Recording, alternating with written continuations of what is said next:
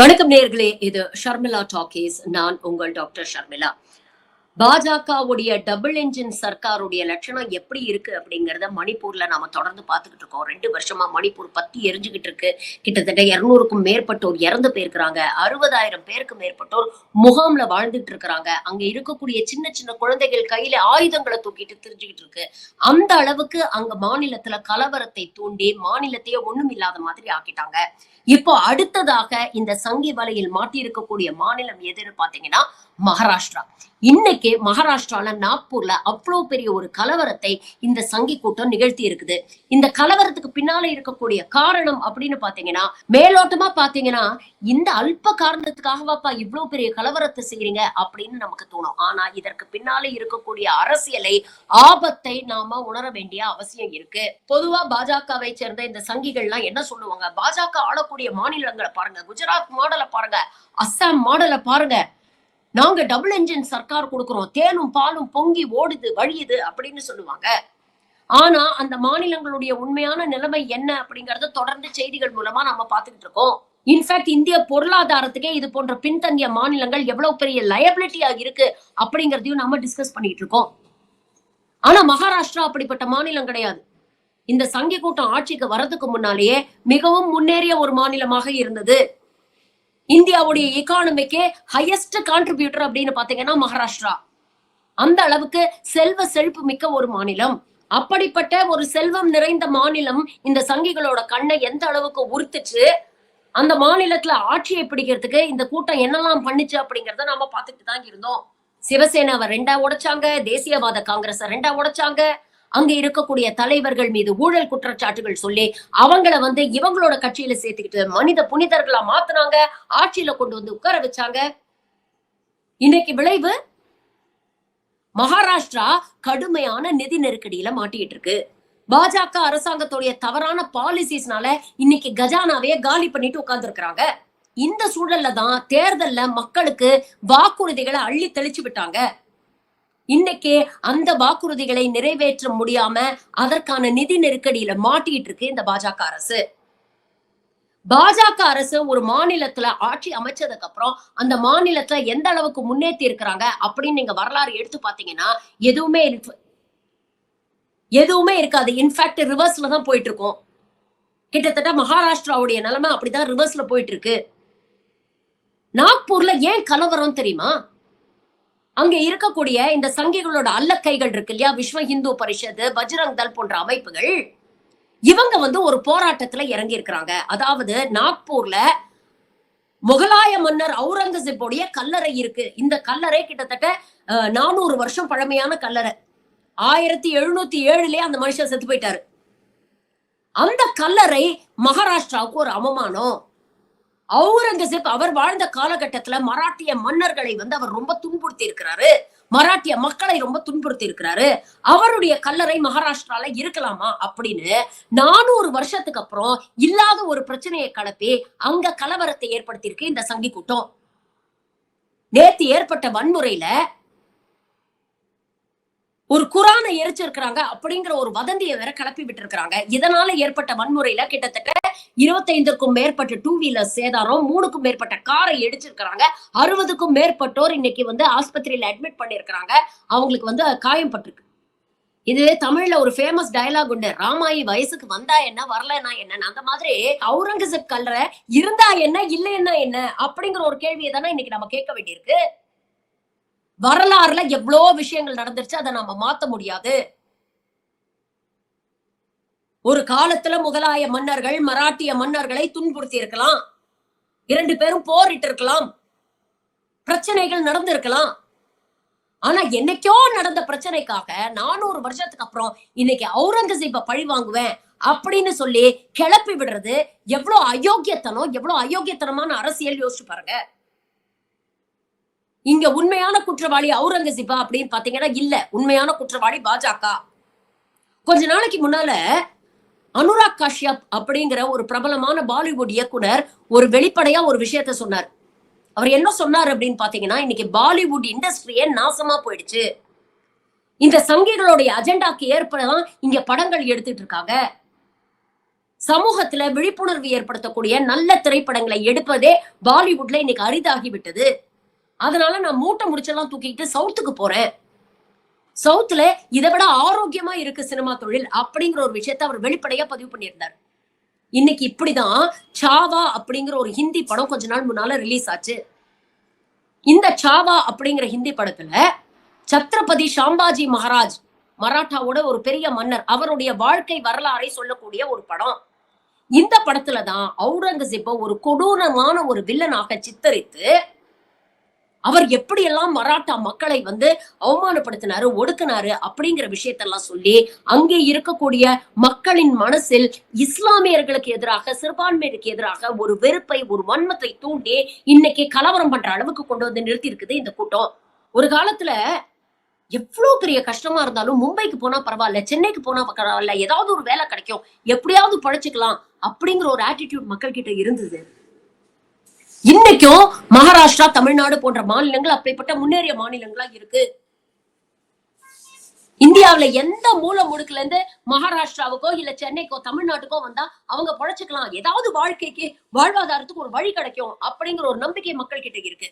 ஆனா இன்னைக்கு அப்படிப்பட்ட மாநிலத்தை எந்த நிலைமைக்கு கொண்டு வந்துட்டாங்க பாருங்க. இவங்களுடைய நிதி நெருக்கடியை மறைப்பதற்காக இவ்வளவு அநியாயம் பண்ணிக்கிட்டு இருக்கு இந்த கூட்டம். இன்னொரு தகவல் சொல்லட்டுமா?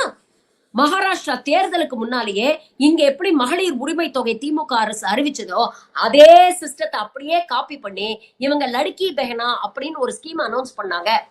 இன்ஃபேக்ட் தேர்தலுக்கு முன்னாலேயே 2 மாச தவணைகளை உங்களுக்கு கொடுக்குறோம் அப்படின்னு தேர்தலுக்கு முன்னாலேயே லஞ்சத்தை கொடுத்து ஆட்சிக்கு வந்தது இந்த கூட்டம். ஆனா இன்னைக்கு என்ன பண்ணிருக்கிறாங்க?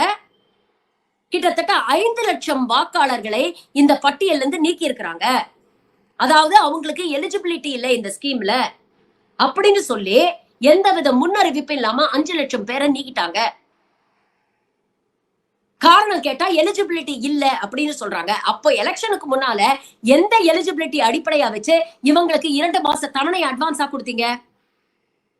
அதுக்கு கிட்டத்தட்ட 450 கோடி ரூபாய் இந்த மகாராஷ்டிரா அரசாங்கம் செலவழிச்சிருக்கு.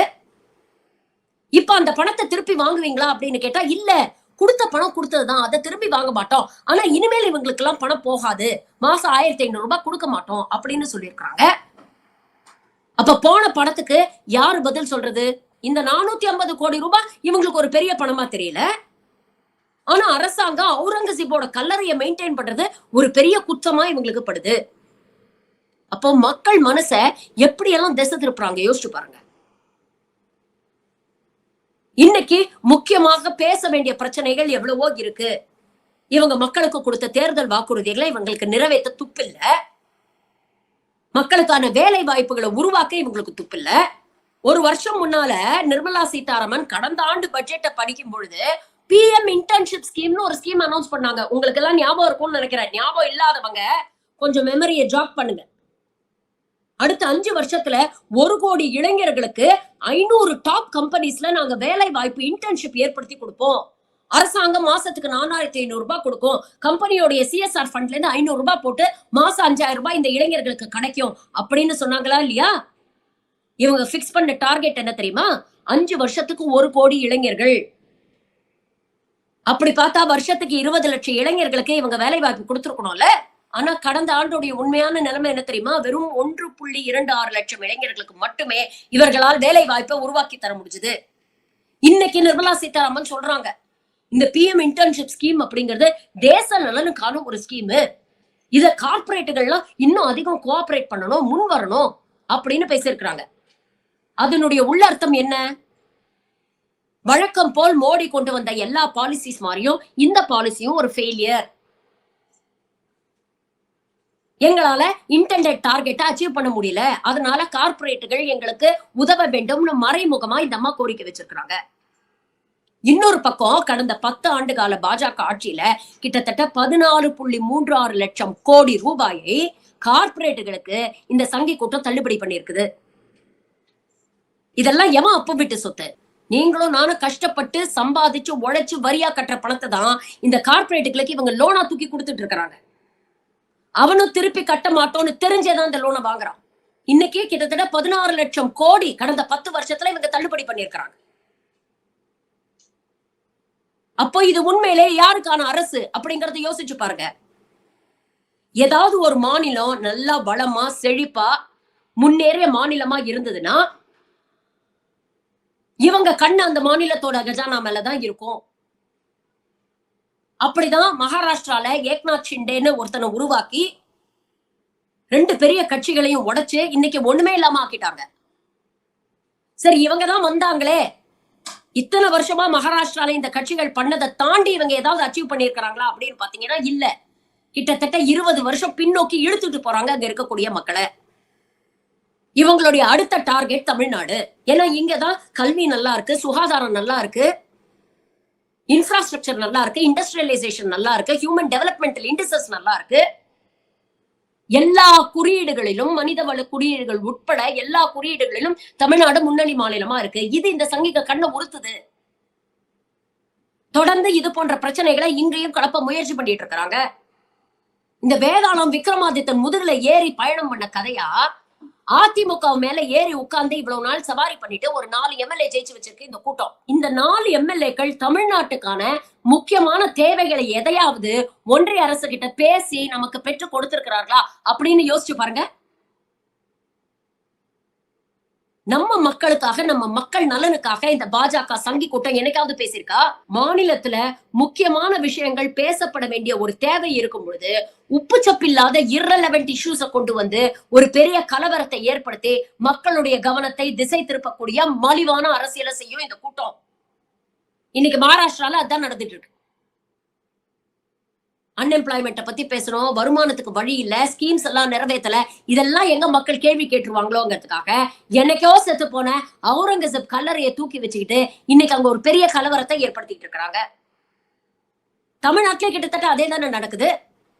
இன்னைக்கு மாநிலத்துக்கு வர வேண்டிய உரிமைகளை நம்ம பேசிக்கிட்டு இருக்கோம். நமக்கு நியாயமாக கிடைக்க வேண்டிய வரி பகிர்வு வரமாட்டேங்குதுன்னு பேசுறோம். ஆளுநர்ன்ற பேர்ல ஒருத்தனை அனுப்பி இங்க இருக்கக்கூடிய ஆட்சி சரியா இயங்காம இருக்கிறதுக்கான முட்டுக்கட்டையை போட்டுட்டு இருக்காங்கன்னு சுப்ரீம் கோர்ட்ல போராடிட்டு இருக்கோம். 60 ஆண்டுகளா சக்சஸ் ஆக்கி காட்டி இருமொழி கொள்கையை நாங்க பின்பற்றிட்டு வரோம். இன்னைக்கு அதை குலைக்கணும், அங்க முன்மொழி கொள்கையை கொண்டு வந்து திணிக்கணும், ஹிந்தியை திணிக்கணும்னு இந்த கூட்டம் போராடிட்டு இருக்கு. இவ்வளவு முக்கியமான விஷயங்களை நம்ம பேசிட்டு இருக்கும் பொழுது இங்க இவங்களுடைய ஆர்குமெண்ட் செல்லுபடி ஆக மாட்டேங்குது. இங்க மட்டும் இல்ல, நேஷனல் லெவல்ல இன்னைக்கு திமுக அமைச்சர்களுடைய பேட்டிகள் வந்து ட்ரெண்ட் ஆகுது. வட மாநிலங்கள்ல இருக்கக்கூடியவங்க தமிழ்நாடு அண்ணாந்து பார்க்க ஆரம்பிச்சுட்டாங்க. ஆமா, தமிழ்நாட்டு மக்கள் சொல்றது நியாயமான வாதம் தானே அப்படிங்கறத புரிஞ்சுக்கிறாங்க, உணர ஆரம்பிச்சுட்டாங்க. அப்படிங்கறது தெரிஞ்ச உடனே இந்த முக்கியமான விஷயங்கள்ல இருந்து மக்களுடைய கவனத்தை திசை திருப்பத்துக்கு தான் ஒரு இடி ரைடு. டாஸ்மாக்ல 1000 கோடி ஊழல் நடந்திருக்குன்னு சொல்லி நேத்து ஃபுல்லா ஒரு டிராமா போட்டுட்டு தெரியணும் அந்த வெக்கம் கெட்ட அண்ணாமலை. உண்மையிலேயே மக்களுக்கான, மக்கள் நலன் சார்ந்த பிரச்சனைகளை இந்த சங்கி கூட்டம் என்னைக்காவது தமிழ்நாட்டுல பேசியிருக்கா? யோசிச்சு பாருங்க. இங்கே இல்ல, இந்தியா பூராவே யோசிச்சு பாருங்களேன். பாஜக ஆளக்கூடிய மாநிலங்களுடைய நிலைமை எப்படி இருக்கு, அங்க இருக்கக்கூடிய மக்களுடைய வாழ்வாதாரம் எப்படி இருக்கு, பர் கேபிட்டா இன்கம் எப்படி இருக்கு, பாஜக ஆளாத மாநிலங்கள் எந்த அளவுக்கு முன்னேறி இருக்கு அப்படிங்கறத எடுத்து பாத்தீங்கன்னாலே தெளிவா தெரிஞ்சிருமே இவங்களோட அஜெண்டா என்னன்னு. 10 வருஷம் மன்மோகன் சிங் பிரதமரா இருந்தார். அந்த 10 வருஷத்துல 2 பெரிய பொருளாதார நெருக்கடியை உலகமே சந்திச்சது. ஆனா அப்ப கூட இந்தியா மீண்டு வந்தது ஏன்? ஏன்னா அவர் ஒரு பொருளாதார மேதை. இங்க இருக்கக்கூடிய ஏழை எளிய நடுத்தர மக்களோட கையில பொருளாதாரம் இயங்குனாதான் ஒட்டுமொத்த நாடுக்கும் வளர்ச்சி இருக்கும், ஒட்டுமொத்த நாடும் சஸ்டெயின் பண்ண முடியும் அப்படிங்கிறதுக்காக தான் எம்என் ரேகா போன்ற திட்டங்களை கொண்டு வந்தார். அந்த திட்டங்கள் தான் அவ்வளவு பெரிய ஒரு பொருளாதார நெருக்கடியில கூட இந்தியாவை காப்பாத்தி இந்தியாவை முன்னேற வச்சது. அப்படிப்பட்ட நல்ல சிறப்பு மிக்க திட்டம் ஏதாவது ஒரு விஷயத்த மோடி கொண்டு வந்திருக்காரா? சொல்லுங்களேன் பாப்போம். இவங்க கொண்டு வந்த எல்லா பாலிசிஸுமே மக்களுக்கு எதிரானது. உலகத்திலேயே கோவிட் அச்சுறுத்தி கொண்டிருந்த நேரத்துல இந்த சங்கி கூட்டம் எவ்வளவு முட்டாள்தனமா அதை ஹேண்டில் பண்ணாங்க அப்படிங்கறத நம்ம பார்த்தோம்ல. விளக்கேத்த சொல்றதும், தட்டுல கரண்டிய வச்சு அடிக்க சொல்றதும், ஒரு பக்கம் தப்லீகி ஜமாத் தான் எச்சி துப்பி கோவிட பரப்புறாங்க அப்படிங்கிற ஒரு பொய்யான தகவலை பரப்பி விட்டுட்டு இன்னொரு பக்கம் கும்பமேளாங்கிற ஒரு சூப்பர் ஸ்ப்ரெடர் நடத்தின விஷயம் இதெல்லாம் நம்ம பார்த்தோம்ல. கங்கையில எவ்வளவு பணங்கள் மிதந்ததுன்னு நம்ம பார்த்தோம்ல. டிமானிட்டைசேஷனை மறக்க முடியுமா? எத்தனை பேர் ஏடிஎம் வாசல்ல நின்று செத்து போனாங்க. எத்தனை புலம்பெயர் தொழிலாளர்கள் நடந்தே அவங்க மாநிலத்துக்கு போய் கஷ்டப்பட்டு இறந்து போறாங்க. இவங்க சொன்ன மாதிரி கருப்பு பணத்தை ஒழிச்சிட்டாங்களா இல்ல டெரரிசத்தை ஒழிச்சிட்டாங்களா? டிமானிட்டைசேஷனால் பாதிக்கப்பட்ட ஒரு பணக்காரன் ஒரு கார்பரேட் காமிங்களா பாப்போம். ஒரே நாடு ஒரே வரின்னு ஜிஎஸ்டி அப்படின்னு ஒண்ணு கொண்டு வந்து இன்னைக்கு நியாயமா நமக்கு கிடைக்க வேண்டிய வரி பகிர்வு கிடைக்காம இன்னைக்கு ஒவ்வொரு மாநிலமும் சண்டை போடுற நிலைமைக்கு கொண்டு வந்துட்டாங்க. தேர்தல் பத்திரங்களை பத்தி பேசவே வேண்டாம். ஒரு பக்கம் கார்பரேட்டுகளுக்கு கடனை தள்ளுபடி பண்றது, இன்னொரு பக்கம் இடி ஐடின்னு ரெய்டு விட்டு மிரட்டி அவங்க கிட்ட இந்த தேர்தல் பத்திரம் மூலமா வசூல் பண்ண கூட்டம் தானே இந்த கூட்டம். 7.5 லட்சம் கோடி சிஏஜி ஊழல் பண்ணிருக்காங்க அப்படின்னு அறிக்கை கொடுத்திருக்காங்க. அத பத்தி எல்லாம் பேசுறதுக்கு அண்ணாமலைக்கு துப்பு கிடையாது. எங்க இதெல்லாம் நம்ம பேசிடுவோமோங்கிற பயத்துலதான் இன்னைக்கு டாஸ்மாக் மீது ரெய்டு. செந்தில் பாலாஜி மாதிரி ஒரு கலப் பொலிட்டிஷியனே கிடையாது. நீங்க முதல்ல யோக்கியமா? கொஞ்ச நாள் முன்னால உங்க சொந்தக்காரங்க வீட்டுல ரெய்டு நடந்தது அண்ணாமலை. அதை பத்தி பேச தைரியம் இருக்கா? துப்பு இருக்கா உங்களுக்கு? இதுதான் இவங்களுடைய மாட சாப்பிராண்டி. இதை தயவு செஞ்சு புரிஞ்சுக்கணும் அப்படிங்கிறதுக்காக தான் இவ்வளவு நேரம் பேசிக்கிட்டு இருக்கேன். சங்கி கூட்டத்துடைய அடுத்த பார்வை இப்ப தமிழ்நாடு மேல விழுந்திருக்கு. ஒரு மாநிலம் முன்னேறிய மாநிலமா இருந்தாதுன்னா இந்த கூட்டத்துக்கு பிடிக்காது. எப்படியாவது அந்த மாநிலத்துக்குள்ள புகுந்து கலவரங்களை ஏற்படுத்தி குழப்பங்களை ஏற்படுத்தி அந்த மாநிலத்தை ஒரு 10 வருஷம் பின்னோக்கி இழுக்கக்கூடிய முயற்சியை இந்த சங்கி கூட்டம் தெளிவா செய்யும். இன்னைக்கு மகாராஷ்டிரால நடக்கிறது நாளைக்கு தமிழ்நாட்டுல நடக்காதுன்னு என்ன நிச்சயம்? ஏற்கனவே அப்படித்தானே திருப்பரங்குன்ற இஷ்யூல தேவையில்லாத ஒரு பிரச்சனையை ஏற்படுத்தி இரு சமூகத்துக்கு இடையே வன்முறையை தூண்ட முயற்சி பண்ணாங்க. அப்போ ஆல்ரெடி அவங்க வேலையை ஆரம்பிச்சுட்டாங்க அப்படிங்கறத தயவு செஞ்சு புரிஞ்சுக்கோங்க. இனி வரக்கூடிய இந்த ஒரு வருஷத்துல தொடர்ந்து இது போன்ற முயற்சிகள் நடைபெறும். அப்ப தமிழ்நாட்டுல இருக்கக்கூடிய மக்கள் நாம உஷாரா இருக்கணும். ஏற்கனவே அதிமுக தயவுல 4 எம்எல்ஏ ஜெயிச்சாங்க.